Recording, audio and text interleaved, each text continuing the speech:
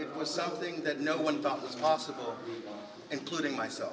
D'abord, je voudrais vous dire que ça montre l'ouverture, la richesse de ce musée.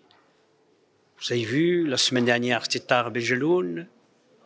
Il y a quelques jours, c'était le musée des arts de l'islam à Fès, la ville Lafik à Casablanca. C'est-à-dire que la Fondation nationale des musées est en plein, je dirais, extraordinairement élan dans l'art et dans la culture pour la diffusion et pour que tout le monde puisse avoir accès à la culture. Cet artiste, qui est un immense artiste, vient ici au Maroc pour montrer son travail. Un travail, parce qu'il ne faut pas oublier que cette exposition était d'abord à Paris. Après Paris, c'était à Dakar. Aujourd'hui, c'est le Maroc. Demain, ça sera la Hollande.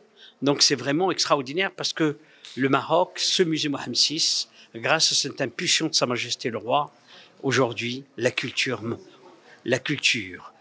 l'image que le Maroc donne de lui, sur le plan, ce qu'on appelle la diplomatie culturelle, est une image exceptionnelle à travers le monde.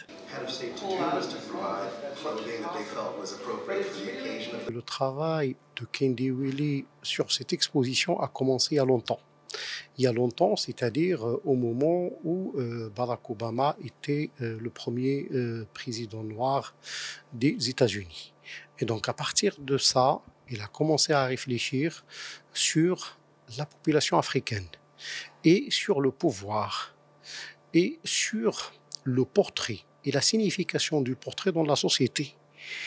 Et donc, il a fait des propositions pour un certain nombre de pays africains et il a pris des portraits de présidents africains dans lesquels ces portraits, il était conscient de la position de chacun de ces pays, la signification culturelle de ces portraits et au-delà de ça, ces portraits reflètent aussi la position traditionnelle. Qu'est-ce qu'il pense du Maroc, du développement de l'art, de la peinture?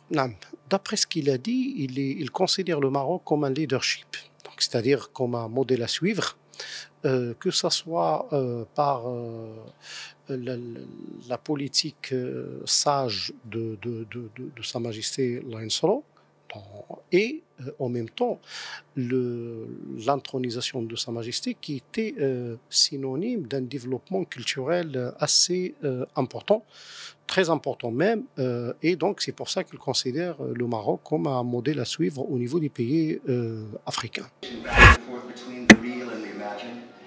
Between the choices that the heads of state make and the choices that I make, and also the very real presence of this echo of Western European history